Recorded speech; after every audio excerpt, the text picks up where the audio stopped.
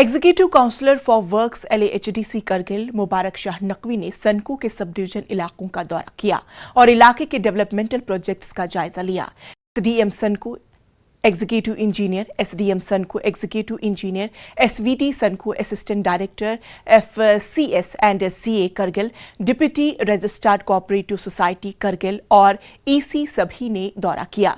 लंकरचे में काउंसलर गुलाम हैदर ने तमाम कामों का जायजा लिया। इस अवसर पर यहां आए तमाम लोगों ने अपनी मुश्किलात EC के सामने रखी और उन्होंने लोगों के मसाइल गौर से सुने और उनके हल को यकीन दहानी कराई। सनकू में मुबारक शाह काउंसलर आगा सईद अहमद रिजवी के साथ मिलकर तामीराती कामों का जायजा लिया। साथ ही यहां फिश फार्मिंग पर भी तवज्जो देने की भी मांग की गई। उन्होंने कहा कि तमाम कामों के लिए UT इंतजामिया से मुनासिब फंड फराहम किया जाएगा। शाह ने जल जीवन मिशन के कामों में भी तेजी लाने की हिदायत जारी की।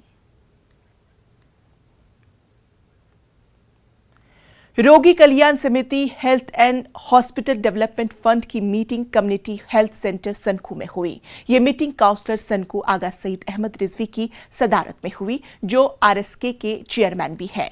इस अवसर पर chief medical officer Kargil, vice chairman RKS doctor Munawar Hussain, Bilal medical officer Sankoo doctor Ghulam Hussain और दीगर ने मीटिंग में शिरकत की। BMO ने मीटिंग में तमाम सूरत-ए-हाल का जायजा लिया। इजलास में हर पहलू पर पैनल डिस्कशन भी किया गया।